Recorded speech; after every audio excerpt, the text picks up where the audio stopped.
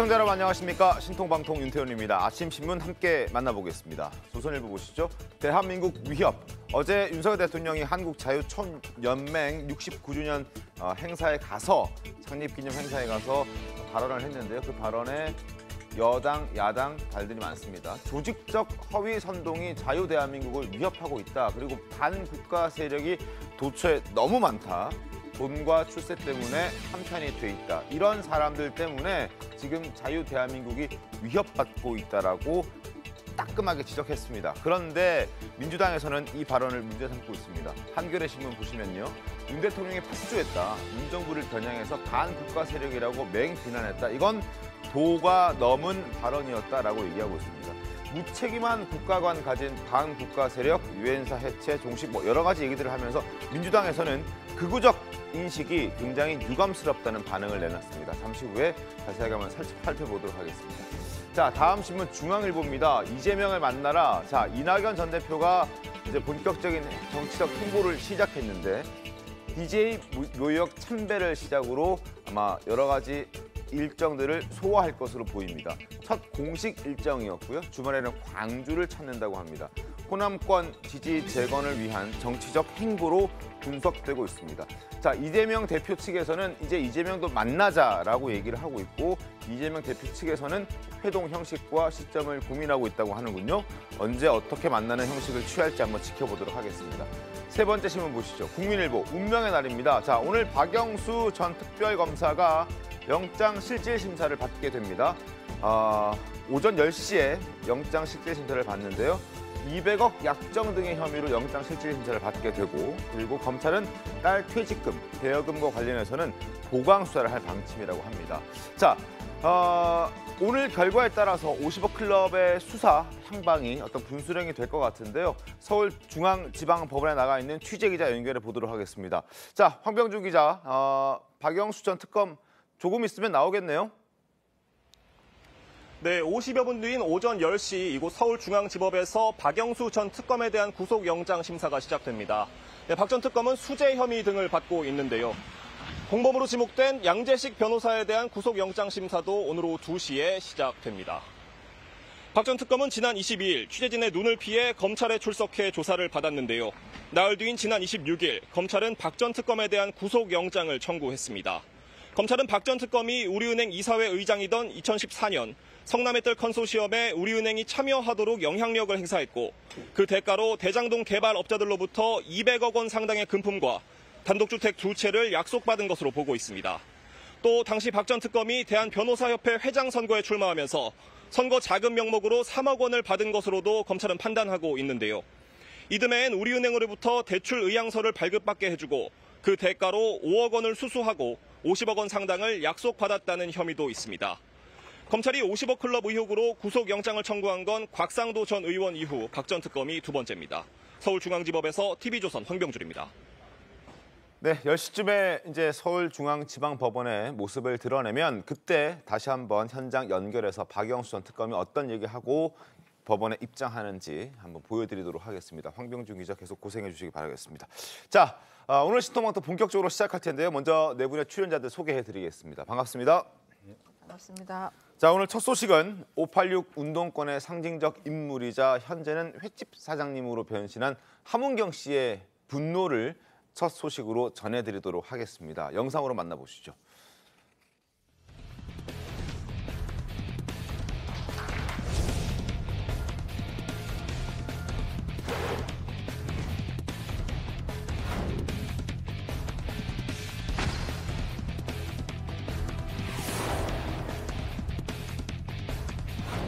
이 싸움은요, 과학과 계단만의 싸움은 아닙니다. 이건 사실 반일 감정을 부추기겠다라고 하는 명백한 의도를 갖고 시작한 싸움입니다.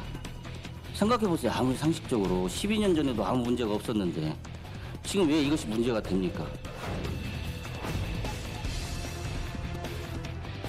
조국 전 법무부 장관이 저하고 대학 동기고 전 대학교 다닐 때 잘 알지는 못했지만 죽창가를 부른다고 할 때 제가 뭔 생각을 했냐면 자가 미쳤나? 저것은 반일 감정을 불러일으키겠다는 사인이거든요. 신호거든요.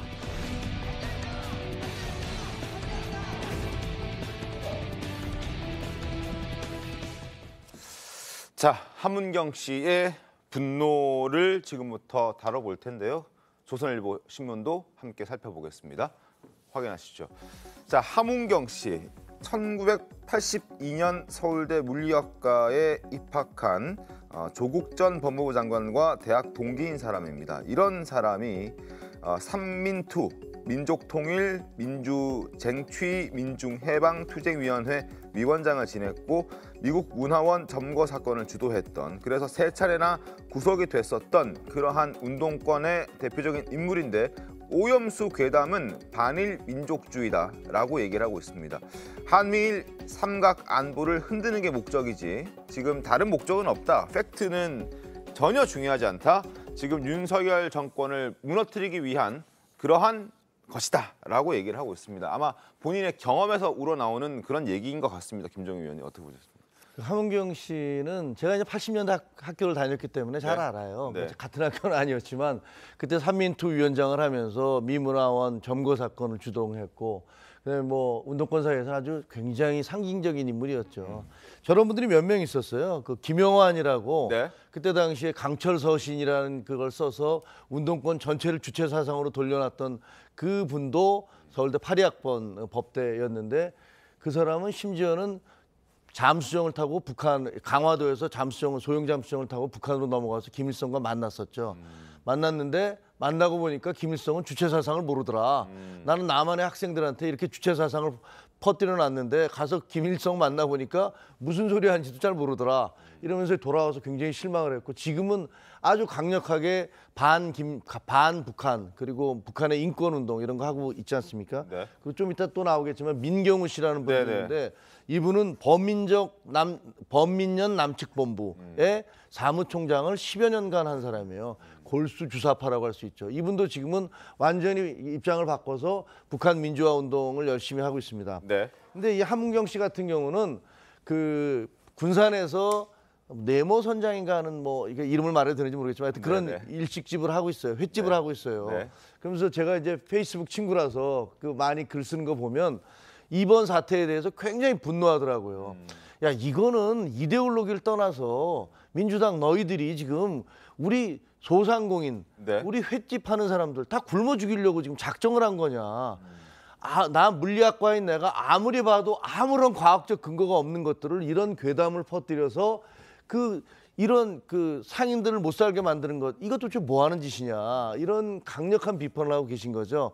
저게 마치 그 문재인 정부 때 그 반일 불매 운동을 하면서 네. 뭐 아사히 맥주 먹는 사람은 친일파고 토착외구고, 그다음에 그때 당시에 그 일본 음식점 같은 거 하는 분들이 있었잖아요. 이자카야 같은 거 하는 네네. 분들 얼마나 큰 타격을 입었습니까? 그러니까요. 그러니까 보면은 이런 괴담, 광우병 때에 의해서, 사드에 의해서 이어서, 그리고 또 이번 후쿠시마 이런 괴담들을 퍼뜨리면서 네. 수많은 국민들을 현혹시키고, 그리고 어떤 저런 서민들, 네. 가게 하시는 분들, 이런 분들에게 피해를 입히고 있는데, 근데 이번에는 아마 과거 같지 않을 겁니다. 이번에는 광우병이나 사드 때처럼 네. 국민들이 그렇게 속아 넘어가지 않을 거라고 생각합니다. 알겠습니다. 어제도 국회에 어업인들이 찾아왔습니다. 가짜 뉴스에 피눈물이 난다면서 제발 정쟁의 도구로 삼지 말라. 우리의 목숨줄을 쥐고 정쟁의 도구를 삼지 않았으면 좋겠다라는 목소리를, 간절한 목소리를 내는 국회 방문이 있었는데, 이 부분 잠시 뒤에 저희가 좀 보여드리도록 하겠고, 지금 어찌됐든 함은경 씨 그리고 민경우 씨, 여러 사람들이 과거에 주체 사상을 전파하고 운동권을 열심히 활동을 했던 사람들이 지금은 민주당을 비판하고 비난하고 있습니다. 자, 박성준 의원 어떻게 좀 봐야 될까요? 아니 이제 국민의힘의 국민 공감 공부 모임인가요? 저 함은경 씨가 얘기하는 모습을 보면 네. 횟집 사장님의 모습이 아니잖아요. 정치적 수사를 하고 있단 말이에요. 정치 행위를 하고 있는 모습이고, 이게 왜 후쿠시마 핵 오염수에 의한 수산물 이 문제가 이데올로기의 문제입니까? 반일 감정의 문제입니까? 이게 어디서 출발한 겁니까? 핵 오염수에 의해서 국민의 건강권이고, 특히 일본이 한국에 대한 고려 없이 자신들의 이익을 위해서, 경제적 이익을 위해서 방출하고 있는 문제에 대해서 온 국민이 지금 반대하고 있는데, 이게 무슨 이데올로기 문제입니까? 접근 자체가 좀 잘못됐다. 그리고 이 문제를 만약에 하문경 씨가 얘기하면 진솔하게 횟집 사장으로서 어민은 대변하는 게 중상공인이라든가 횟집 사장의 어떤 모습으로서 해야 되는 건데 지금 이념적 접근, 이데올로기적 접근하는 것이 오히려 하문경 씨 아닙니까? 왜 이 문제를 후쿠시마 핵 오염수의 국민의 건강권 문제를 이데올로기라든가 이념적 문제로 접근하는 것이 저는 타당하지 않은 모습인데. 예.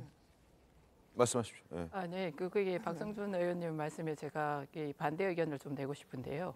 저분은 사실은 조금 전에 우리 김종혁 위원님께서 말씀하셨다시피 소상공인의 지금 입장에서 사실 이게 소상공인들의 삶에 지금 횟집하거나 아니면은 어민들에게 굉장한 막대한 피해를 준다는 사실을 너무나 잘 알고 있습니다. 거기에 대해서 분노하기 때문에 이것이 왜 이렇게까지 오게 된 거를 설명한 거지 이분이 이데올로기적으로 접근한 것이 절대로 아닙니다. 네. 그런데 어떤 상대방에 있어서 진짜 속내를 우리가 알아보기 위해서는 그 사람의 말을 볼 것이 아니라 네. 그 사람의 행동을 보는 겁니다. 저희가 여기서 한번 살펴보겠습니다. 광우병 때 네. 사실은 반미를 주장하면서 이게 수단이었습니다. 반미라고 하는 아주 중요한 이데올로기를 가지고 수단을 가지고 광우병과 관련되어지는 집단적인 시위를 했습니다. 그때 이들이 노렸던 건 뭐냐 하면 민경호 씨도 얘기했지 않습니까? 진실에는 눈 감았다. 네, 네. 그렇지만 이명박 대통령의 퇴진을 이야기를 했었다. 그다음에 지금 여기 와가지고도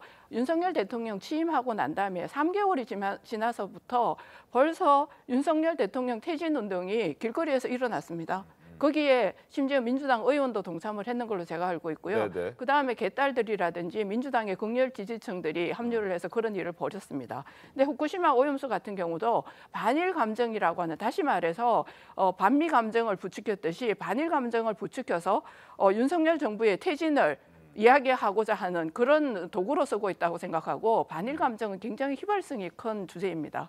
그리고 이것 자체를 이렇게 들고 나온 이면에는 아마 이재명 대표의 사법 리스크나 아니면 돈봉투 사건과 같은 것을 덮으면서 내년에 총선에 있어가지고 좀 더 유리한 고지를 점령하고자 하는 민주당의 속내가 있지 않을까, 저는 그렇게 짐작하고 있습니다. 네. 하문경 씨가 이데올로기적 접근을 하고 있지 않다는 게 분명한 것은요. 하문경 씨가 제가 페북 친구라서 많이 보는데 이미 오래전부터 저 얘기가 나오니까 그 양반이 그때 무릎 수술을 했었어요. 그런데 도보로 어민들을 죽이는 이런 짓 좀 하지 말라면서 프레카드 들고 도보 행진도 했었어요.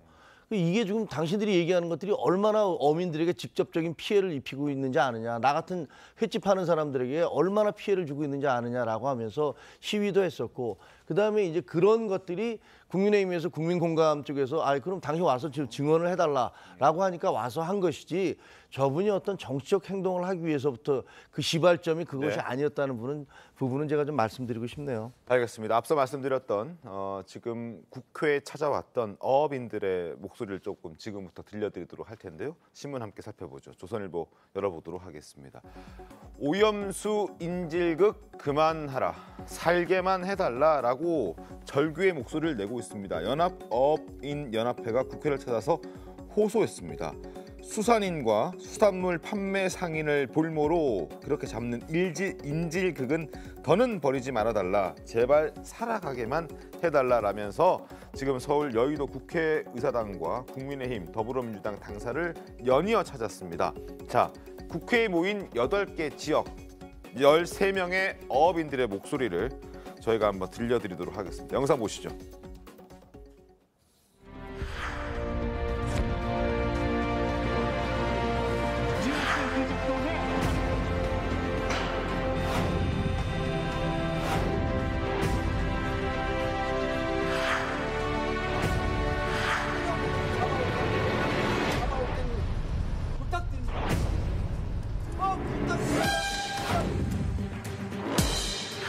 우리는 진짜 고생을 겪고 있습니다. 우리는 고생합니다.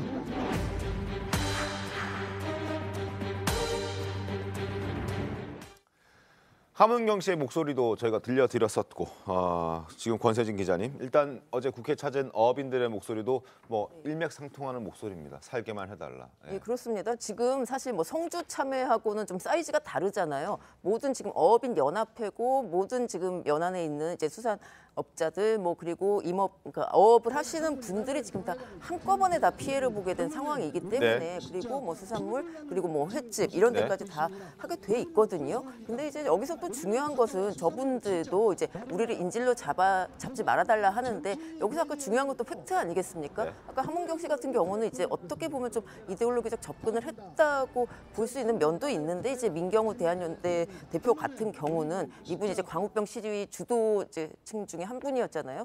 이런 분들은 어차피 이것은 실체가 없는 그냥 광우병이나 무슨 이런 것들에 대한 과학적인 근거나 팩트에 대해서는 의논을 한 적이 없고 우리가 사실 그것을 좀 반성하고 있다. 이렇게 어떻게 보면 양심 선언 비슷한 걸 하지 않았습니까? 그 얘기도 이제 결국 그 어업인들의 이야기와 일맥상통해 하는데 이제 이 후쿠시마 오염수 논란도 지금 결국은 광우병 괴담이랑 거의 비슷한 것이고요. 이제 그때는 이제 또 뭐 여러 저기들이 많이 피해를 입었는데 지금도 그때 반 이명박 시위를 했던 것처럼 지금도 반 윤석열 정부 시위를 하는 것이기 때문에 이제 그 불특정한 어민들이 이제 큰 피해를 입고 있는 것은 사실이고 네. 지금 소금부터 해서 뭐 미역, 김 이런 수산물 모든 것들이 지금 피해를 보기 시작하고 있지 않습니까? 네. 사람들이 뭐 사재기를 하기도 하고 뭐 국산을 먹으면 위험하다 이런 괴담이 자꾸 떠돌고 있으니까 근데 저분들의 진짜 생명을 위협하는 이런 것들은 좀 더 팩트 확인과 좀 과학적인 그 팩트가 있어야 될 것 같습니다. 알겠습니다.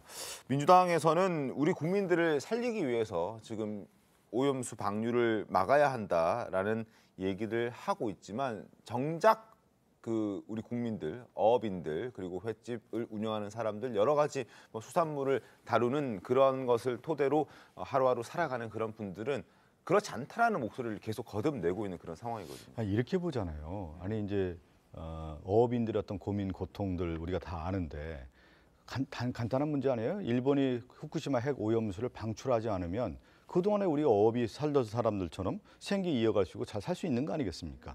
근데 지금 일본 지금 항상 언론에서나 인용할 때 보면은 후쿠시마 핵 오염수에 의한 피해가 어민들이 다가온다고 하는데 방출했을 때 어민들에게 피해가 오는 것이지 지금 이 상태로 우리가 유지하는 어민들이 왜 피해를 봅니까? 그것이 가장 핵심적이에요. 그러니까 오염수 인질극이 아니라는 거예요. 이 문제를 좀 접근할 필요가 있을 것 같고 또 하나 이 문제를 접근할 때 일본에서는 어떻게 바라보냐도 중요한 거 아니겠어요? 일본 언론이라든가 일본 시민단체에서 이 후쿠시마 핵 오염수에 대해서 반대하는 목소리는 왜 전달하지 않습니까?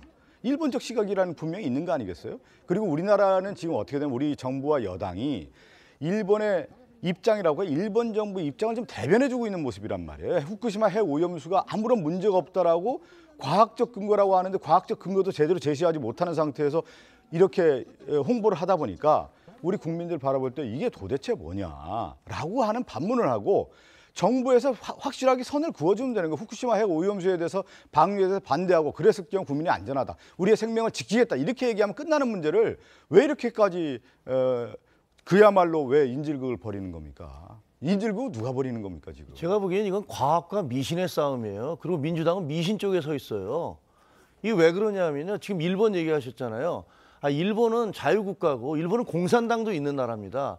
그럼 일본에서 저거 후쿠시마 오염수 방류 이렇게 희석해서 방류한다고 그럴 때 그거로 인해서 일본 국민들이 직접적인 피해를 받고 방사능 오염이 되고 일본 바다 앞에서 나오는 어패류가 전부 다 오염이 돼서 국민들이 다 문제가 생기게 됐으면 일본 야당은 왜 가만히 있습니까?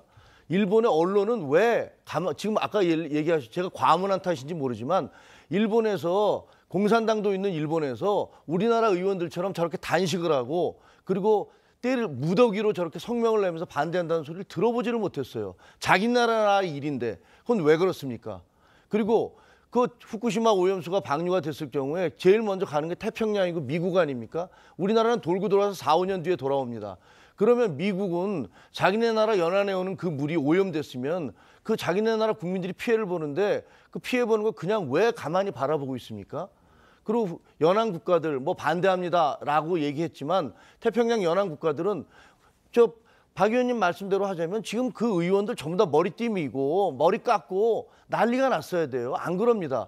전 세계에서 유일하게 대한민국에서 민주당 의원들이 지금 뭐 단식하고 그러면서 국민들한테 이걸로 해서 우리 오염된 거 들어오기 때문에 큰일 났습니다라고 주장을 하시는데 아무런 과학적 근거를 제시하지 못하세요 지금.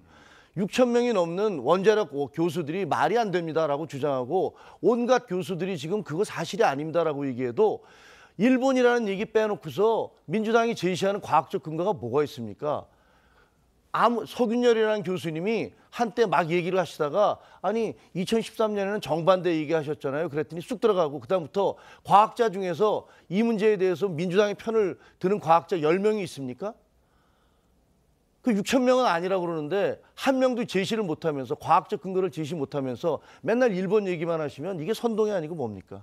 핵 오염수와 관련돼서 이게 문제가 있다라는 전문가들의 얘기가 계속 나오고 있죠. 알겠습니다. 그것을 참조하십시오. 네. 너무 과열되는 분위기가 있을 것 같아서 잠깐 저희가 목소리를 하나 들려드릴게요. 국민의힘 목소리 한번 들려드리고 그리고 이어서 민주당도 들려드리도록 하겠습니다. 확인해 보시죠. 이재명 대표의 사법 리스크를 피하기 위해서 어민들을 죽이게는 할 수는 없습니다. 검증되지도 않은 외국의 자료를 인용을 하면서 5개월에서 7개월 후에 우리 바다로 방사능 물질이 유입될 거라고 주장을 지금 계속 해왔습니다. 좋습니다. 대한민국 바다에서 채수를 해서 이러한 방사능 물질이 나온다면 저희가 책임지겠습니다. 민주당은 5개월, 6개월 뒤에 방사능이 유입이 안 됐었을 때 민주당이 책임지시기 바랍니다. 채취해서 방사능 나오면 국민의힘이 책임지고 만약에 안 나오면 민주당 책임져라. 지금 성일종 의원이 으름장을 놨습니다. 자, 민주당도 비판의 목소리 내고 있죠. 정청래 의원 그리고 장경태 최고위원 목소리 한번 들어보겠습니다. 2년 전 TV조선 보도처럼 방류 7개월 후면 오염수가 제주 앞바다에 당도한다는 것인데 그때 가서 먹방쇼를 해도 늦지 않을 텐데 지금 뭐 하자는 겁니까? 국민의힘 후쿠시마 핵 오염수 방류 전에 횟집 돌며 안전하다고 먹방쇼를 하고 있는데 아직 방류 전입니다. 시계가 고장났습니까? 아니면 뇌가 고장났습니까? 정령 쇼라도 하고 싶다면 노량진 횟집 투어 쇼를 할 게 아니라 후쿠시마 한 달 살이를 제안합니다. 세슈 무럭 먹방도 기대합니다. 정부 인사와 여당 지도부의 한 달 살이 세슈 먹방을 걱정을 담아 응원하겠습니다. 자, 지금 계속해서 서로 으르렁 거리고 있는 그런 상황입니다. 그리고 어제 제가 신문에서 말씀을 드렸듯이 윤석열 대통령도 자유총연맹 69주년 행사에 가서 모두 발언을 했는데 그 자리에서 반국가적이라는 단어를 사용했습니다. 민주당을 향한 목소리겠죠? 들어보겠습니다. 반국가 세력들은 핵 무장을 고도화하는 북한 공산 집단에 대하여 유엔 안보리 제재를 풀어달라고 읍소하고 조직적으로 지속적으로 허위 선동과 조작 그리고 가짜 뉴스와 괴담으로 자유 대한민국을 흔들고 위협하며 국가 정체성을 부정하는 세력들이 너무나 많이 있습니다. 또 돈과 출세 때문에 이들과 한편이 되어 반국가적 작태를 일삼는 사람들도 너무나 많습니다. 자, 세게 얘기했습니다. 윤석열 대통령이. 양금 의원님 어떻게 좀 보셨습니까? 저는 윤석열 대통령께서요, 이번 지금 현재 후쿠시마뿐만 아니라 사드 괴담이라든지 쭉 우리나라에서 있어왔던 여러 가지 사회적 비용이나 이런 부분들을 생각하시고 있다는 것도 말씀드리고요. 아마 하버드에서 교수님이 책을 출간하셨는데 어떻게 민주주의는 무너지는가라는 책에 보면은 현재의 민주주의의 가장 큰 적이 무엇인가를 거기서 정의를 하고 있습니다. 네. 그 내용을 좀 살펴보면은 예전에는 독재라든지 아니면 전체주의 국가 이것이 사실 민주주의의 가장 큰 적이었습니다. 근데 거기서 정의하고 있는 내용을 들여다보면 이걸로 정의가 됩니다. 다시 말하면 선출직의 정치인들이 극단주의자와 손을 잡고 가짜 뉴스와 선동을 통해서 국민들을 현혹하고 이를 통해 가지고 정치적 이익을 얻으려고 하는 행위. 이것이 민주주의를 무너뜨리는 가장 중요한 요소이다라고 이야기하고 있습니다. 제가 이 책을 읽으면서 그때 무엇을 생각했느냐 하면 그때 이 책을 읽을 때 조국 사태가 일어나면서 우리나라가 굉장히 이 내로남불과 관련되어져서 국민의 여론이 갈라지고 나라가 굉장히 혼란스러울 때였거든요. 네. 그걸 읽으면서 정말 굉장한 통찰이다 이런 생각을 한 적이 있습니다. 지금도 같은 상황이라고 저는 판단하고 있습니다. 알겠습니다. 저는 그 대통령께서 저 발언을 보면 수위가 상당히 높죠. 보면은 이제 대통령의 언어라고 하는 것은 우리가 이제 그동안에 대통령은 정제되고 균형적 사고에 의해서 발언을 한다 이렇게 공식화돼 있죠. 근데 지금 대통령의 발언을 봤을 때는 한쪽에 치우친 느낌 그리고 극단적인 언어를 쓰는데 제가 양금희 의원님이 얘기를 하셔서 딕 모리스라고 하는 미국의 유명한 전략가가 있어요. 그 전략가가 국민이 싫어하는 것 중에 하나가 뭐냐면 세 가지를 들더군요. 하나가 분열, 그다음에 극단, 그리고 무능력이라는 표현을 쓰는데 그래서 그 지도자, 정치 지도자는 극단의 언어, 분열의 언어를 쓰면 안 된다는 거예요. 근데 제가 조금 걱정되는 모습은 반국가적 작태, 뭐 허위, 선전, 선동, 이 대통령의 말씀이라는 것이 최종의 언어이기 때문에 저는 조금 정제될 필요가 있다는 말씀을 드리고 한편으로는 극단의 언어를 쓰는 경우는 국민적 동의를 제대로 받지 못했을 경우에는 이데올로기적 전선을 통해서 국민에게 한쪽에 이념적 공세를 펴는 것이 보통의 이제 정치적 수사거든요. 정치적 수사를 연구한 사람들이 대부분 그렇게 얘기를 하고 있는데 저는 그 대통령의 발언 자체가 지금의 수위에 봤을 때 좀 지나치게 너무 수위가 높지 않나라는 생각이 좀 들어서 대통령실에 만약에 메시지 관리하는 팀이 있다고 하면은 저는 저런 메시지는 최종의 언어로 나가서는 안 된다는 생각을 갖고 있습니다. 알겠습니다. 윤 대통령의 발언에 민주당 즉각 반발하고 나섰는데요. 권칠승 대변인, 김한규 대변인 목소리 이어서 확인해 보겠습니다. 일베와 하등 다를 바 없는 대통령의 인식에 충격을 금할 수 없습니다.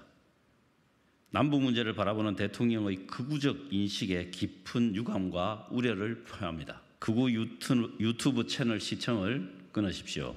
대통령이 이게 일반 국민한테 공개되는 걸 알고도 그러신 건지 극우적 인식에 거의 준하는 수준의 얘기를 하신 것 같아요. 허위 선동이고 가짜 뉴스라고 하시는데 이게 진짜 정치를 퇴행화시키고 정치에 대한 혐오를 만드는 건데 우리 대통령 참 이해가 안 갔고요. 저는 왜곡된 역사의식을 문제라고 그 부분은 정말 동의하고 누가 왜곡된 역사의식을 갖고 있는지 진지하게 한번 생각해 봤으면 좋겠습니다. 김종영 위원장님, 일단 윤석열 대통령도 이 발언을 하게 되면 야당에서 반발이 나올 것이라는 걸 예상하지 못하진 않았을 텐데 그럼에도 불구하고 이렇게 강력하게 좀 세게 말한 데는 그만한 목적이나 이유가 있었겠죠. 맥락을 좀 생각해 봐야 될 것 같아요. 그러니까 일단 자유총연맹에서 했잖아요. 자유총연맹이라는 곳은 사실은 과거에는 반공연맹이었어요. 이게 이제 자유총연맹으로 바뀌었는데 가장 우파적인 사람들이 많이 모인 그리고 이제 그 북한에 대한 어떤 그 적개심이라든가 반발 이런 것들이 가장 강한 분들이 모인 곳이잖아요. 그러니까 거기서 대통령이 대통령이기는 하지만 동시에 또 정치인이기도 하단 말이에요. 그러니까 그런 어떤 정치적 발언이었다. 그런 성격이 강했다라고 생각이 들어져요. 그렇고 거기에 대한 반발 중에서 저는 그럼에도 불구하고 대통령의 언어가 너무 극단적으로 가면 안 된다라는 박성중 의원님 말에 전적으로 동의를 합니다. 그건 맞는 말씀인 것 같아요. 그런데 그걸 지금 민주당에서 얘기하면서 이게 극우적인 발언이다, 역사 왜곡이다라고 얘기하는 건 동의할 수가 없습니다. 왜냐하면 실제로 저는 그 시대를 경험했고 많은 우리 시청자분들도 그 시대를 경험을 했어요. 문재인 정부 시절에 마치 북한이 대통령 입으로 핵을 포기할 것이다. 라고 그렇게 얘기하지 않았습니까?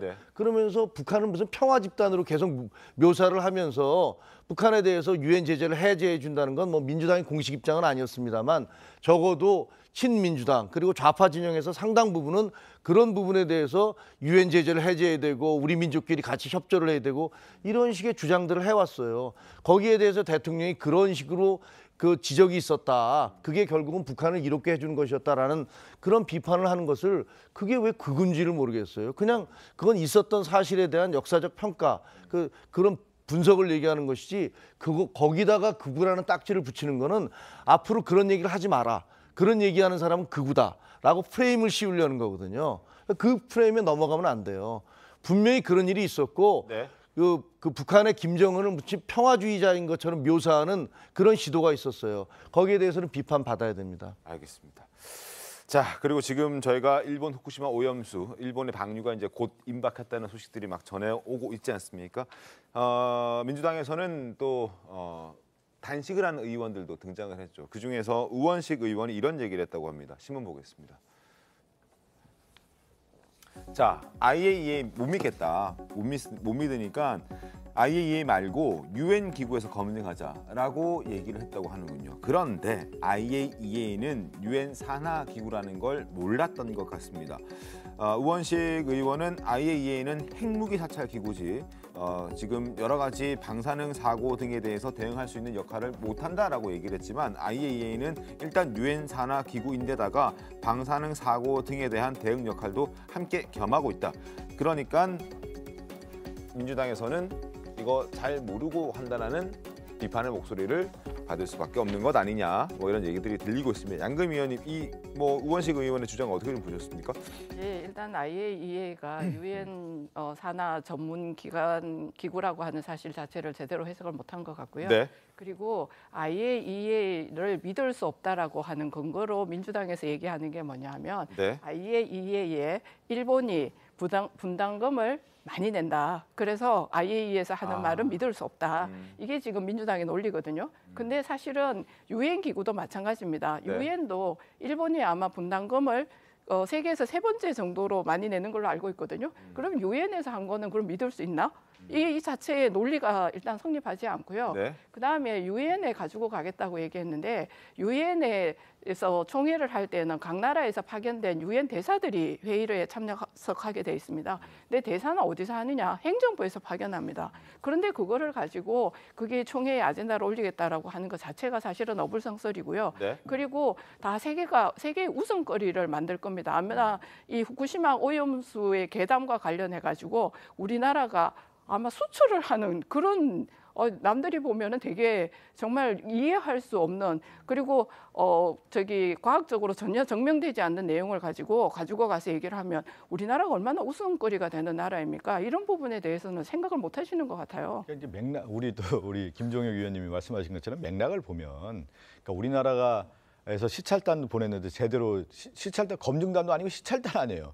그러다 보니까 국민들이 야, 이거 상당히 문제가 아니냐라고 하는 문제 지적이 있었던 거고, 또 하나 이제 국제 원자력 기구 같은 경우는 원자력 기능 기구인데, 네. 그리고 지금 양금희 의원이 얘기한 것처럼 국제 원자력 기구가 일본에 영향력이 있다라고 하는 것은 전 세계가 다 알고 있는 사실 아닙니까? 그렇다고 하면은 객관적인 검증이라고 하는 부분에 있어서 뭐 유엔이 됐든 뭐 유엔 기구겠죠. 그런 아니면 국제의 뭐 시민사회가 됐든 이런 차원에서 국민의 신뢰도를 높일 수 있는 객관적 검증이 필요하다. 이런 차원에서 얘기한 것이죠. 그렇게 받아들이면 되는 거 아닙니까? 제가 이 사실에 조금 더 반박을 해야 되겠는데요. 사실 그 후쿠시마 사태가 12년 전에 벌어지고 난 다음에 아마 미국에 있는 유수의 MIT 대학에서 그 관련한 방사능 관련한 내용을 연구를 해가지고 그걸 발표한 게 있습니다. 사실 3개월이 지나고 그 후쿠시마 바다에서 30km 떨어진 곳에서 사실 그 방사능과 관련되어진 걸 채취해 봤는데 사실 의미가 없는 수치들이 나왔다라고 하는 것도 이미 발표돼 있고요. 그다음에 IAEA에서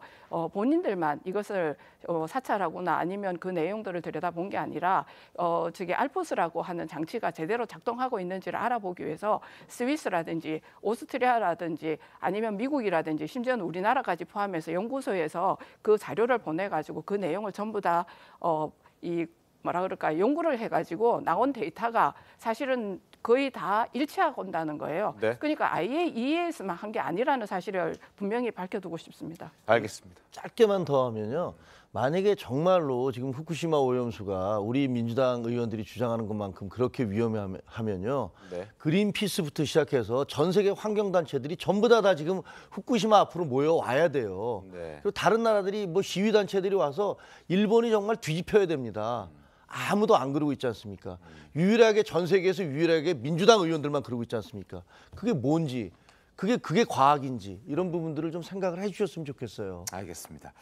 자, 7월 4일 다음 주 화요일 IAEA의 결과가 발표가 됩니다.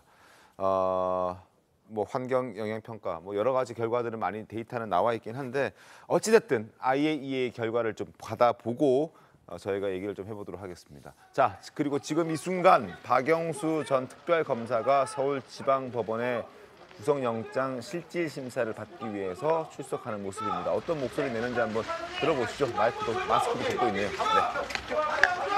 네, 우선 먼저 여러 가지 일로 국민 여러분께 심려를 끼쳐드리는 것에 대해서 죄송합니다. 네, 재판부에 사실을 성실하고 충실하게 진술하겠습니다. 진실은 곧 밝혀질 거로 저는 확신합니다. 자, 감사합니다. 주변인들은 혐의 인정하시는데 여전히 우리은행에 영향에 행사하신 적 없으십니까? 자, 국민 여러분께 심려 끼쳐줘서 죄송하고 재판부한테 사실을 성실하게 얘기하겠다라고 말했습니다. 진실은 밝혀질 것이다. 추가적인 진술은 받지 않았는데요. 자, 오늘 오전 10시에 영장실질심사 있습니다. 20분 전에 서울지방법원에 출석을 했고 결과는 아마 오늘 자정쯤 나오지 않을까 싶은데요. 결과를 좀 기다려 보도록 하겠습니다. 결과에 따라서는 50억 클럽에 대한 수사의 어떤 분수령이 될 수도 있는 대목이기 때문에 박영수 전 특검이 어떤 처분을 받게 되는지를 함께 기다려 보도록 하겠습니다. 오늘 이 사람으로 저희 분위기를 이어가도록 하겠습니다. 자, 앞서 좀 무거운 주제들을 좀 다뤄봤는데요. 지금부터 조금 분위기를 바꿔보도록 하죠. 첫 번째 인물 장미란 선수입니다. 이제는 대학 교수로 활동을 하고 있는데 오늘 중앙일보 보도를 보면 이번 인선에 역도 영웅 장미란 선수의 이름이 거론된다고 하는군요. 화면 좀 보도록 하겠습니다. 자, 문화체육부 관광부 2차관으로 발탁이 유력한 그런 보도가 나왔습니다. 박종길, 최윤희 전 차관 이후 세 번째로 국가대표 출신의 차관이 이제 나온다고 하는데요. 10년 전 은퇴했지만 장미란 교수 10년 전 은퇴했지만 여전히 역도의 전설로 거듭 우리에게 기억되고 있는 사람입니다. 장미란 선수 은퇴를 하면서도 여러 가지 이야기를 했었는데요. 그때 목소리 한번 확인해 볼까요? 아무 꿈도 없었던 중학교 3학년 여학생이 역도라는 운동을 통해서 지금은 국민의 사랑을 넘치게 받는 체육인이 되었습니다. 역도 선수가 되어서 너무나도 많은 것을 누리고 받았습니다. 이제는 장미란 재단을 통해서 저의 재능을 기부하고자 합니다. 앞으로도 태능에서 꿈을 위해서 훈련하는 우리 국가대표 선수들을 위해서 꾸준한 사랑과 격려와 응원을 부탁드리겠습니다. 자, 권세진 기자님, 일단 장미란 선수가 2차관으로 아직 뭐 확정 발표 난 건 없지만 뭐 된다면 뭐 의미 있는 것 아니겠습니까? 그렇죠. 2차관이라는 것은 이제 체육과 관광 분야를 이제 주관하는 차관인데 이분이 이제 지금 국가대표 선수 출신으로서는 세 번째잖아요. 네. 그동안 이제 다 어떻게 보면 비인기 우리나라에서 물론 사격이나 수영 같은 게 이제 인기 종목이긴 한데 조금 어떻게 보면은 다른 뭐 프로 저런 것들이나 조금 더 관심이 안 보이는 쪽의 이제 종목이었고 장미란 선수 같은 경우는 이제 별로 우리나라에서 그렇게 크게 주목받지 못하던 역도에서 금메달까지 따면서 굉장히 이제 입지전적인 인물로 이제 평가를 받고 있고 지금은 이제 후학 양성과 뭐 이런 것들을 위해서 그 박사학위를 받고 용인대에서 교수로 재직하고 있죠. 그러니까 네. 이런 재능을 그냥 이제 학교에서만 있기에는 좀 아깝지 않느냐 뭐 이런 이야기들이 사실 좀 나오고 있기도 했고요. 네. 그래서 장미란 선수 같이 이제 국민들의 이제 어떻게 보면 전폭적인 사랑을 받고 있는 선수이지 않습니까? 그렇죠. 이런 분이 이제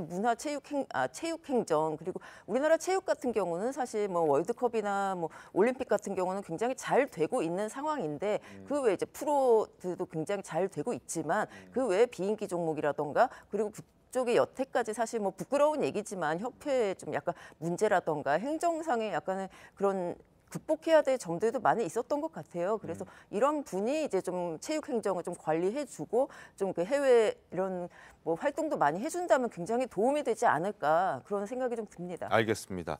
네, 말씀하십시오. 네, 저기 권세진 기자님께서 굉장히 잘 짚어주셨는데요. 저는 거기에다 한 가지 제가 주목하고 있는 부분은 장미란 선수가 그 장미란 재단을 통해 가지고 사실 비인기 종목의 그 체육인을 육성하거나 아니면 어려운 차상위 계층의 아이동들에게 그 체육 프로그램을 지원하는 것도 하고 있고요. 그리고 네. 또 한 가지 더 하고 있는 게 전몰 군경 자녀들을 위한 그런 프로그램도 진행하고 있는 걸로 알고 있습니다. 그래서 사회적 약자라든지 그러한 사람들에 대한 어떤 봉사활동을 굉장히 잘하고 있다는 점, 그 점도 주목해 봐야 될 점이라고 생각합니다. 알겠습니다. 네. 제가 윤석열 정부 항상 비판만 하다가 이번에 만약에 장미란 이분을 하는 것은 상당히 잘하는 것 같아요. 왜 그러냐면 비인기 종목에서 신화를 만든 분이잖아요. 그러면서 또 재단을 통해서 교수를 통해서 후진 양성도 하고 체육계 발전에서 이렇게 노력했던 사람이기 때문에 문화체육부의 2차관을 통해서 그동안에 못다 이룬 이 비인기 종목이라든가 체육 진흥을 위해서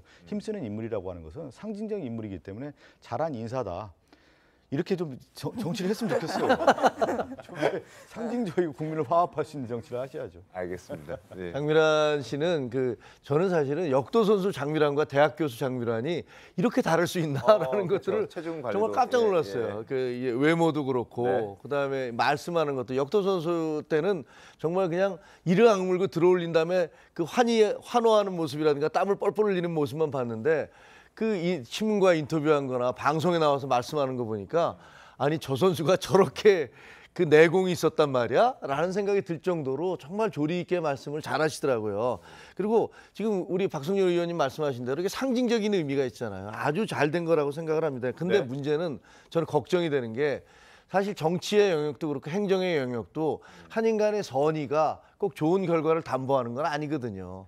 잘못하면 이 관료 시스템에 들어가서 그냥 허수아비처럼 있다 나오는 거 아니야? 라는 그런 우려가 되기도 해요. 그래서 이 과거에 이제 뭐 이어령 장관 같은 경우는 문화인으로서 정말 문체부 장관 잘하셨고, 그다음에 이제 유인촌이라든가 뭐 손숙 뭐 이런 분은 또 이제 환경부 장관도 하셨지만 이런 경우가 있었는데, 장미란 씨가 가서 뭐 여러분들이 이렇게 염원을 하고 있으니까 체육계의 그런 어떤 입장 같은 것들을 잘 반영을 해주고, 그다음에 주변에 있는 그런 관료들이나 이런 분들도 많이 도와서 꼭 성공하는 그런 모델을 만들어줬으면 좋겠다라는 생각이 듭니다. 알겠습니다.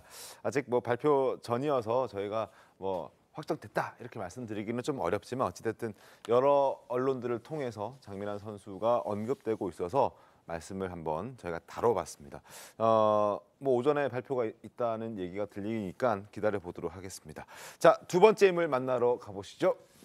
두 번째 인물은 한동훈 법무부 장관입니다. 지난 주말 켈로부대 출신 참전용사로부터 쪽지 받고 그 쪽지를 잘 보관하겠다라고 얘기를 했는데 실제로도 잘 보관을 하고 있는 게 또 언론 통해서 확인이 됐습니다. 먼저 영상부터 보실까요? 북한의 침략에 맞서 제2개국의 자랑스러운 국기가 입장했습니다.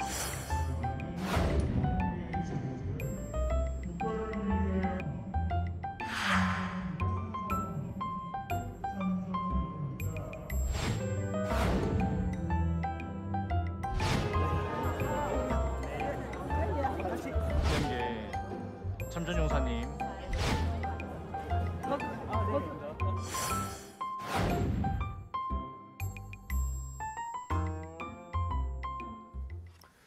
자, 마지막에 영상 보셨죠? 책상 자기 집무실에 저렇게 액자에 꽂아서 보관을 하고 있는 게 이제 SNS를 통해서 나왔습니다. 권세진 기자님. 일단 빈말이 아니었어요. 보관을 잘 하겠다라고 얘기했던 게. 이때 이제 집무실에 걸어두겠다고 얘기를 했는데 이분이 사실 빈말하는 사람은 아니거든요. 이미 방송에 다 나간 걸 알고 있기 때문에 물론 걸었을 겁니다. 근데 이제 이 6.25 기념식에서 이 켈로 부대가 또 사연이 많잖아요. 그렇습니다. 이분이 94세의 노병이 이제 손편지를 쓴 이유도 있고, 이게 사실 2021년에 이분들이 인정을 받고 보상을 받게 됐기 때문에 이게 공식적으로 6.25 기념식에서 정말로 이렇게 고맙게 생각하게 된 게 이제 올해가 거의 처음이었다는 거예요. 보상도 얼마 전에 처음 받기 시작했고, 그랬기 때문에 그 사연을 이제 다 알고 있다는 뜻으로 좀 봐야 되지 않을까. 그냥 나이 든 노병이 이렇게 손쪽지를 줬다라는 정도가 아니라 이 켈로 부대나 이제 그때 그 공식적으로 이제 인정받지 못한 군인들이 굉장히 많았고, 이분들이 인정받기 위해서 노력을 많이 했는데 그동안 못했고, 그러나 이제는 윤석열 정부에서 우리가 좀 이제 대우받게 돼서 고맙습니다라는 이런 내용의 이제 좀 깊은 뜻까지 저 쪽지에 써 있지 않은, 그렇게 이제 좀 판단을 한 게 아닌가, 저는 그렇게 좀 보입니다. 알겠습니다. 지금 한동훈 법무부 장관의 미담을 소개해 드리고 있는데 제가 옆에 박성준 의원의 얼굴을 봤더니 이런 것까지 소개를 해준단 말이야? 이렇게 표정을 짓고 계시는 것 같은데. 제가 그 6.25 참전 기념식 할 때 제가 그 같이 있었어요. 그러니까 한동훈 장관은 뭐 장관이니까 앞에 있고, 제가 그 옆에 뒷줄에 이종찬 전 국정원장 뒷자리에 이제 제가 앉아서 이렇게 쭉 지켜봤는데, 뭐 그 가슴에 새기고 이렇게 하는 건 좋죠. 근데 저 모습이 좀 진정하게 저 뜻을 받들어서 제도적이나 아니면 이렇게 인권이나 문제라든가 6.25 참전 용사의 어떤 그런 보훈의 문제라든가 이런 것들을 기리는데 하시면 될 것 같고 조금 약간 저게 이제 비춰질 때 네. 진짜 가슴에 묻는 건지 가슴에 새기는 건지 이렇게 액자를 걸어서 이렇게 하는 모습이 과연 국민들에게 어떻게 비춰질지는 모르겠어요. 진정성 있게 비춰질지는. 제가 그 점에 대해 조금 말씀드리고 싶은 거는 한동훈 장관이 굉장히 예리하고 이게 답변을 굉장히 이렇게 뭐라 그럽니까 예전에 어떤 법무부 장관과 좀 달리 그런 발언을 하는 것 때문에 얘기가 많은데 사실 저는 지켜보면서 몇 가지 느낀 게 있는데요. 어린이들을 대할 때는 어린이의 눈높이에 맞춰서 대하기도 하고요. 그다음에 그 대정부 질문할 때 유호정 정의당 의원이 제시가법에 대해서 얘기를 할 때 거기에 대해서도 굉장히 아주 이렇게 그 정책적인 토론이 건전한 정책적 네네. 토론이 이루어졌고 그다음에 김혜지 의원하고 얘기할 때 한동훈 법무부 장관 나왔습니다. 이렇게 얘기하는 그런 배려의 모습들도 굉장히 다양한 모습들을 보여주고 있다고 생각합니다. 알겠습니다. 자, 액자에 걸어뒀던 그래서 집무실에 걸어두겠다고 했던 그 말이 빈말이 아니었던 걸 확인시켜주는 한동훈 법무부 장관의 모습을 잠깐 보여드렸습니다. 다음 세 번째 인물 만나러 가겠습니다. 세 번째 인물은 김남국 의원입니다. 바른 언론 시민행동이라는 시민단체가 있는데 이 단체를 포함해서 4개 시민단체에서 지난 5, 6개월 동안 유포된 가짜뉴스 중에서 심각성이 크다고 생각되는 가짜뉴스를 선정했다고 합니다. 순위를 뽑았다고 하는데 바로 1위가 김남국 의원의 발언이었습니다. 자, 440만 원만 현금화했다는 이 발언이 정말 심각하다라고 그들이 판단했던 가짜 뉴스 중에 가장 심각한 내용이었다. 그리고 2위는 조국 전 법무부 장관 딸 탓에 부산대 의전원 떨어진 사람은 없다라고 했던 이 발언이 2위를 차지했고 3위는 안민석 의원인데 이거 과거부터 해왔던 무수히 반복되고 있는 저 얘기. 얼마 전에 검찰에 송치가 되면서 그 송치된 시점을 기준으로 했을 때 5, 6개월 안에 들어가기 때문에 3위로 최순실 유령회사 독일에 수백 개 있다라는 저 발언이 선정이 됐다고 하는군요. 자, 1위로 선정됐던 김남국 의원의 발언부터 한번 들어보고 이야기를 해보도록 하겠습니다. 실명제 직전에 현금 인출한 적이 있어요? 440만 원 인출했습니다. 작년 대선 기간 1월부터 3월까지. 대선 자금이다. 대선 자금이 이용됐다. 터무니없는 사실이고요. 2022년 1월부터 3월까지 ATM에서 현금으로 제가 인출한 게 440만 원밖에 안 됩니다. 440만 원만 현금화했다는 저 주장 사실이 아닌 것으로 드러났죠? 예, 그렇죠. 이제 검찰이 업비트 거래 내역을 이제 분석을 했는데 대선 직후 이분이 1월부터 3월까지 얘기했는데 2월 중순부터 3월까지 이제 한 달 반 동안 현금화한 금액이 2억 5천만 원 정도가 넘는 것으로 그래서 은행 계좌로 들어간 것으로 이제 나타났거든요. 네. 그래서 여기서 이제 약간 말장난을 한다고 느껴지는 게 현금화한 것을 사실 우리가 코인만 가지고는 뭘 할 수가 없으니까 현금화한 게 얼마냐는 걸 봐야 되는데 이 김어준 씨가 질문을 그렇게 하지 않습니까? 인출한 거 얼마냐고. 그랬더니 이제 김남국 의원이 ATM으로 현금으로 인출한 게 440만 원이다. 현금으로 잡은 게 440만 원이다. 그래서 그것만 440. 근데 현금화한 것과 현금을 ATM에서 인출한 것과는 사실 이게 대충 들으면은 현금화한 게 440만 원이다 이런 식으로 되는 거잖아요. 이것은 분명히 가짜 뉴스라고 볼 수 있는 건데 아마 또 이 얘기를 한 쪽은 내가 언제 가짜 뉴스를 말했냐 이렇게 나오실 수도 있는 이걸 좀 열어두고 이런 식으로 발언을 하는 게 좀 저는 좀 국민들한테 보기 좋지 않은 게 아닌가 이런 생각이 좀 듭니다. 일종의 말장난이라고 봐야겠죠, 양금희 의원님? 예, 저는 뭐 말장난이라고 보기보다는 굉장히 지금 김남국 의원이 하고 있는 행태 자체가 저는 사실 같은 국회의원으로서 굉장히 부끄럽게 생각을 하고 있고요. 국민들을 상대로 해가지고 거짓말을 굉장히 능수능란하게 하고 있다는 생각이 듭니다. 그리고 우리 왜 그 자산 신고하는 거 있지 않습니까? 네. 그런 거 할 때에도 연말에는 코인을 사고 그다음에 연초는 현금으로 다시 바꾸고 네. 그다음에도 연말에는 코인을 사고 그다음에 현금화하고 이런 모든 행위들을 보면 어떻게 하면 변호사라고 하는 어떤 직업을 가지고 법적으로 어떻게 하면 빠져나갈 수 있느냐 하는 모든 부분에 대한 걸 알고 한 행위들이거든요. 아까 조금 전에 얘기했듯이 ATM으로는 440만 원 인출했을 거예요. 네. 그렇지만 현금이 그렇게밖에 없었느냐? 그건 또 아니거든요. 그리고 아마 국회 윤리위원회에 본인이 뭐 소명할 자료를 충분히 제대로 제출하고 그에 대해서 아마 윤리위의 심판을 받겠다고 했는데 네. 윤리위에서 제출하라는 자료 지금 내고 있지 않지 않습니까? 그렇죠. 예, 이런 부분에 대해서 굉장히 저는 김남국 의원에게 동료 의원이긴 하지만 참 파렴치하다 이런 생각이 사실은 솔직히 듭니다. 알겠습니다. 자, 지금 언급해 주셨던 그 부분 자문위가 지금 이번 주 27일이었나요? 결론을 내리지 못하고 다음 주 이제 7월 3일 다음 달 7월 3일 월요일에 한 번 더 회의를 하고 난 다음에 결론을 내리고 자문위 기간도 30일 더 연장해 달라고 요청을 한 상태입니다. 그 이유가 바로 김남국 의원이 자료 제출을 거부하고 있기 때문인데 이걸 두고 시대전환 조정훈 의원은 이렇게 김남국 의원을 비판했습니다. 한번 들어보실까요? 김남국 의원이 법사위 활동하실 때 가장 자주 했던 말, 한동훈 장관이나 정부 관계자들한테 자료 제출 요구했습니다. 자료 좀 제출해달라. 근데 본인이 이해관계가 다르면 이렇게 몸을 사린다. 저는 이율배반적이다라고 생각하고요.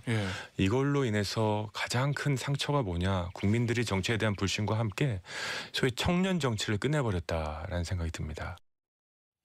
자, 이율배반적이다. 자기는 그렇게 지금 상임위 하면서 한동훈 장관이나 다른 사람들에게 자료 제출해라 해놓고 정작 본인이 제출해야 될 시점이 되니까 제출 안 하고 있다. 아주 이율배반적이다라고 지적을 하고 있거든요. 김정욱 의원님 어떻게 좀 보셨습니까? 지금 다 말씀해 주셔서 또 추가할 내용이 없습니다. 아마 저뿐만이 아니고 대부분 이 방송 시청하시는 분이나 국민 여러분들께서 정말 이율배반적이고 내로남불이고 국회의원의 품격을 떨어뜨리는구나라는 생각을 하고 계실 거라고 생각해서 더 이상의 언급할 가치도 없을 것 같습니다. 알겠습니다. 자, 그리고 지금 1위로 선정됐던 김남국 의원의 발언과 최근에 김남국 의원의 모습을 좀 보여드렸고 2위로 선정됐던 우리 딸 때문에 탈락한 사람은 없다라고 했던 그 발언 다시 한번 들어보도록 하겠습니다. 조 전 장관의 목소리 확인해 보시죠. 동영대 표창장은 입시에 영향을 안 줬다. 그다음에 저희 딸내미 때문에 다른 학생이 떨어진 적은 없다. 이렇게 조사 결과가 나왔던 것 같습니다. 표창장을 제출했다는 그것만으로 취소 사유다. 이렇게 결정이 났고 그게 지금 항소가 된 상태입니다.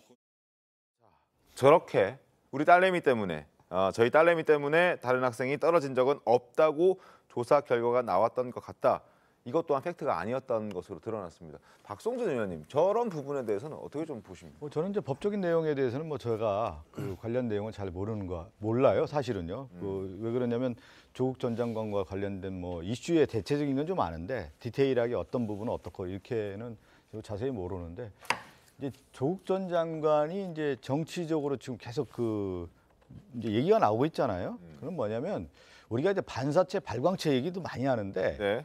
그러니까 조국 전 장관이 이렇게 다시 정치적인 무대에 올라올 가능성에 대한 얘기가 왜 나오냐면 결국은 그거 아니겠습니까? 윤석열 정권의 모토가 공정과 상식인데 공정과 상식이라고 하는 정권이 출범했는데 과연 그런 거 공정과 상식이냐라고 하는 또 잣대에 들이댔을 때 많은 국민들이 바라봤을 때 그렇지는 않다라고 보는 거예요. 근데 또 그 잣대를 들이댔던 조국 전 장관에 관련된 부분이 다시 이제 얘기가 나오는 거기 때문에 이 얘기는 조국 전 장관이 앞으로도 계속 정치적 중심 인물이 나오고 이제 아마 출마 가능성에 대한 얘기는 계속 나오지 않을까 싶습니다. 그러니까 제 얘기는 윤석열 정권의 반사체로서의 조국 전 장관의 모습도 계속 나올 수밖에 없는 것이다. 이렇게 생각하고 있습니다.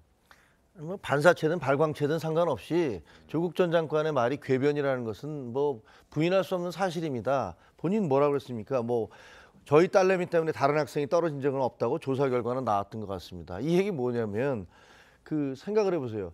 제한된 개수의 빵을 파는 집이 있어서 거기 사람들이 줄을 쫙 서고 있습니다. 그런데 슬쩍 새치기를 해서 빵을 샀어요. 그래서 뒤에 사람은 못 샀어요. 근데 나 때문에 저 사람이 빵 못 산 건 아니잖아? 라고 얘기하는 거하고 똑같은 말이 안 되는 소리잖아요. 그냥 들어보면 말이 안 되는 소리인 거 알 수 있고 1심 재판부가 뭐라고 그랬습니까? 오랜 시간 성실히 준비했고 적법한 절차에 따라 부산대 의전원에 응시했던 다른 응시자들이 불합격하는 불공정한 결과가 발생했다. 이렇게 판결문에 돼 있어요. 그런데 말장난을 쫙 하면서 우리 애 때문에 떨어진 건 아니고 표창장 부분이야 법원에서 그렇게 결론 냈으니까 내가 할 말은 없지만 이거 위조했다는 얘기 안 합니다. 절대로. 그리고 거기에 대해서 사과도 안 합니다. 저게 만약에 지식인의 어떤 태도라면 네. 가장 나쁜 지식인의 태도죠. 그러니까 그 곡학아세라고 그러지 않습니까? 잘못된 학문으로 세상에 아첨하거나 세상을 속이려고 하는 것. 그 모습을 지금 우리가 바로 앞에서 보고 있는 것 같아요. 알겠습니다. 2019년부터 시작된 조 전 장관의 어떤 그런 논란들, 지금 2023년 6월도 마무리가 되고 7월을 향해 가고 있는 이 시점에도 조 전 장관과 그의 딸 조민에 대한 얘기는 저희가 계속 하고 있는 그런 상황입니다. 자, 조 전 장관의 딸 조민 씨의 모습도 주목을 받고 있습니다. 최근에 의사면허 반납하고 또 가세현과의 소송에서도 패소했고, 그래서 이번에는 유튜버로서 활동을 하고 있는데 얼마 전에 음원 발매를 했다는 소식이 전해졌습니다. 영상부터 보겠습니다. 동요 하나를 녹음을 했어요. 그래서 그게 음원이 발매가 됐습니다.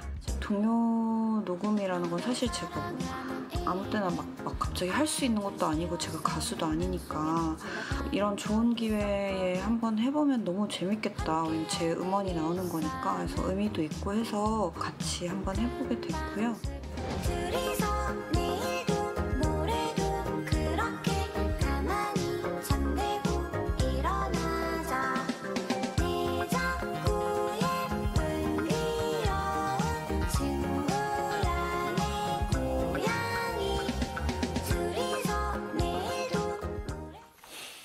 자, 이제 총선 한 9개월 정도 남았습니다. 그런데 이제 계속해서 언론을 통해서 조 전 장관과 조민 씨의 얼굴이 등장하고 목소리가 나가고, 그리고 조 전 장관은 어떻게든 총선에 한번 나가보고자 하고, 그리고 그건 민주당의 공천을 받아서 나가고자 하고, 뭐 이런 목소리들이 들리는데, 그럴수록 사실 박성준 의원님, 민주당 입장에서 좀 불편하지 않습니까? 아니, 그러니까 제가 앞서 얘기를 했잖아요. 조 전 장관의 정책 출마는 뭐 민주당 이는 문제가 아니라 결국은 윤석열 정권에 관련된 부분에 있어서의 평가, 심판에 대한 선거란 말이에요. 그러면 조 전 장관에 대한 평가는 이미 이제 한번 끝난 거 아니겠습니까? 법적으로도 그렇고. 그러면 조 전 장관 입장에서는 내가 정치적인 복권을 통해서 다른 일을 하고 싶다라고 하는 꿈을 꿀 수는 있겠죠. 그것이 민주당이 아니든 다른 뭐 제3지대가 됐든 아니면 무소득이 됐든 조 전 장관은 아마 그런 생각을 하지 않겠습니까? 그런 차원에서 제가 말씀드리는 거고. 그런데 그게 조 전 장관의 정책 룸이 어디서 더 생기냐면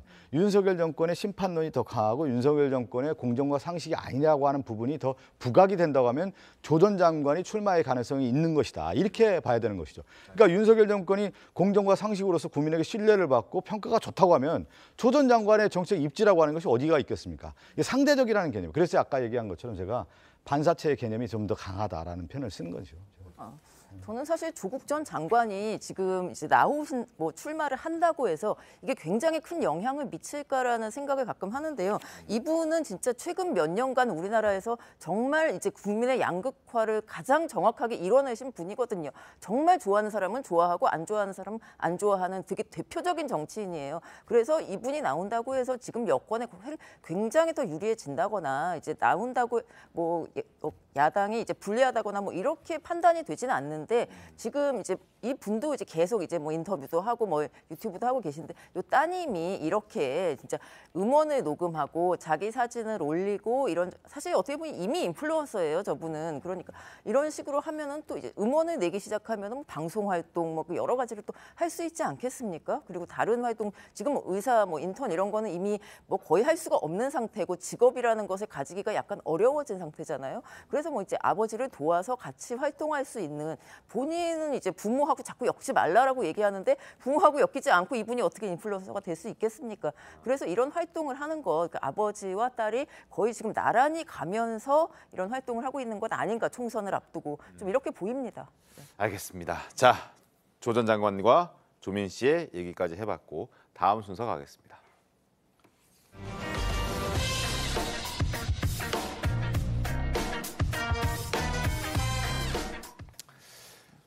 지난 15일이었습니다. 경남 합천에서 경매장으로, 축협 경매장에서 팔려갈 처지에 놓였던 암소 한 마리가 탈출하는 일이 있었는데 11일 만에 찾았다고 합니다. 영상 보겠습니다.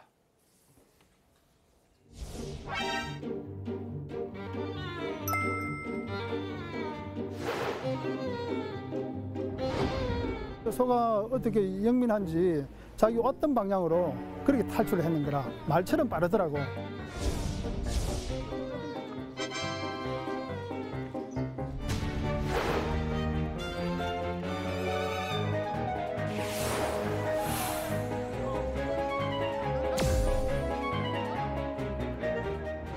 좀 정이 많이 들었기 때문에 탈출한 걸로 판단이 됩니다.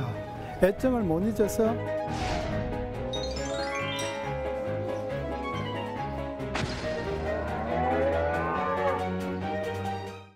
11일 동안 제대로 먹지 못한 것 같습니다. 뭔가 되게 야여 보이고 뭐 갈비뼈도 좀 보이긴 하는데 어찌됐든 저 소 주인은 저 소를 결국 팔지 않기로 김종인 의원님 뭐 했다고 하더군요. 맞습니까? 그런 것 같습니다. 근데 하여튼 뭐 저렇게까지 11일씩이나 굶어가면서 주인한테 돌아가겠다고 그러는데 그 주인이 그 팔기 쉽지 않을 거 아니에요. 그런 것 같은데 그냥 에피소드죠 뭐. 그렇죠. 사람이나 동물이나 그 어떤 그 자기가 살던 곳을 그리워하는 마음 그리고 그 맺었던 관계를 잊지 않으려는 마음 그런 게 있구나라는 생각이 드네요. 진돗개나 뭐 이런 이야기는 저희가 많이 그렇죠. 들어봤는데요. 소에 관한 거는 저도 처음 들어봤습니다. 예, 뭐 지냈던 자신의 집 그리고 자기를 돌봐줬던 그 주인 찾아가는 개의 모습을 많이 저도 봤는데. 어렸을 때 시골에서 크면서 소를 키웠거든요, 집에서. 네. 소 팔러 갈 때 소가 진짜 울어요. 눈물이 뚝뚝 떨어집니다. 그거 보신 분들은 김종인 의원님은 시골에서 안 크셨나 보네. 그거 보면요. 저는 도시 빈민입니다. 저도 그 어렸을 때 그 소 이렇게 팔려갈 때 그 소가 우는 걸 보고 가슴이 그 찡한 그게 있었거든요. 소도 또 눈도 크고 눈망울도 이렇게 울어요, 진짜. 눈물을 보면 뚝뚝 떨어질. 어찌됐든 뭐 갑자기 또 열띠게 싸우시다가 또 감정적으로 이렇게 소가 엄청 잘생겼어요. 알겠습니다. 어찌됐든 주인의 품으로 돌아간 소인데 지금 되게 말라 보이죠? 많이 좀 잘 챙겨 먹고 살도 좀 쪘으면 좋겠습니다. 자, 첫 번째 에피소드 만나봤고요. 두 번째 에피소드는 자 할리우드 배우 탐 크루즈의 방한 소식입니다. 영상 보겠습니다.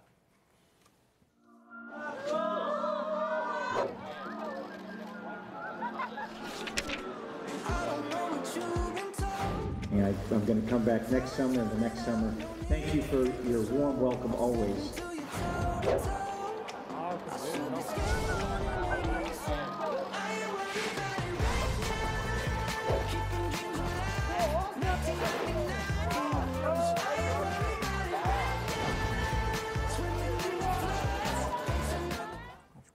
자, 탐 크루즈가 이제 11번째 벌써 한국 방문이라고 하는데 올 때마다 대단한 환대를 받죠. 아무래도 영화의 인기가 아마 그런 환대를 만들어주는 것 같은데 권세진 기자님, 뭐 이번에도 어떤 영화로 찾아오는 겁니까? 이거는 이제 미션 임파서블 시리즈의 이제 7편이 개봉을 하는데요. 미션 임파서블? 예, 거의 매번 이제 매해 이제 개봉을 하고 있는데 오늘 잠실에서 이제 팬사인회랑 뭐 이제 만남을 한다고 합니다. 근데 이분이 작년에도 이제 탑건 시리즈 옛날에 이제 우리가 좋아했던 그걸로 이제 다시 찾아와서 굉장히 환대를 받았는데 사실 탐 크루즈라고 하면은 지금 우리가 한국 사람이 헐리우드에서 가장 최고로 꼽는 스타인데 이분이 그런 거와 상관없이 또 우리나라 자주 찾고 굉장히 친절해요. 톰 아저씨라고 맨날 부르는데 사람들이 그래서 굉장히 그리고 저분이 지금 나이를 많이 먹었죠. 사실은 60이 넘은 걸로 알고 62년생입니다. 62년생. 그러니까 이제 만으로도 60이 넘 우리나라만 나이가 지금 달라졌지만 저분이 계속 그리고 액션을 계속하고 있거든요. 미션 임파서블이라는 게 막 사실 위에서 떨어지기도 하고 굉장히 위험한 액션을 스스로 해서 지금 댓글들을 보면은 이분을 환영하면서 이분이 제발 다치지 않았으면 좋겠다, 죽지 않았으면 좋겠다. 괜히 그거 하다가 스턴트맨도 거의 안 쓴다 그럽니다. 그러니까 이런 뭐 우리나라 사람들의 환대도 이제 짐작이 가고요. 근데 저분도 굉장히 우리가 좋아하는 걸 아니까 이게 친절하게 나오는 거 굉장히 그 셀럽의 자세가 아닌가 그렇게 생각이 듭니다. 알겠습니다. 혹시 탐 크루즈 팬이십니까, 양금희 의원님? 저도 저희 젊었을 때 아마 탑건이라는 영화를 보고 우리나라의 많은 여성들이 팬이 안 된 사람이 별로 없을걸요.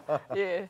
그리고 뭐 저희 같은 경우는 또 여기 미션 임파서블이라는 영화를 아마 007만큼이나 많이 우리나라 국민들이 좋아하는 영화인 걸로 제가 알고 있습니다. 그러니까 그 땀방울을 떨어뜨리지 않으려고 하는 장면 아직도 인상적으로 남아 있고 그리고 탑건 영화 저는 사실 탑건 영화를 이번에 처음 봤습니다. 과거에 이제 처음 탐 크루즈가 젊었을 때 찍었을 때는 뭐 그때는 제가 제대로 보지 못했던 기억이 있는데 매버릭을 보면서 다시 탐 크루즈의 어떤 대단함 이런 걸 느끼게 됐었는데 어찌됐든 매년 한국을 찾으면서도 또 변함없이 또 외모 관리도 잘 하고 있고 62년생이라는 나이가 믿기지 않을 정도로 정말 자기 관리가 철저한 그래서 지금도 액션 영화를 완벽하게 소화할 수 있는 것 아닌가 그런 대단함도 한번 느끼게 됐습니다. 자 어찌됐든 탐 크루즈의 영화 소식까지 전해드렸습니다. 자 오늘 소식은 여기까지인데요. 잠시 뒤에 돌아오도록 하겠습니다. 네, 오늘 준비한 신통방통 여기까지입니다. 내일도 신통하게 돌아오겠습니다. 자, 오늘 비가 많이 온다고 하니까 항상 주의하시길 바라겠습니다. 자, 내일 더 신통하게 뵙겠습니다. 고맙습니다.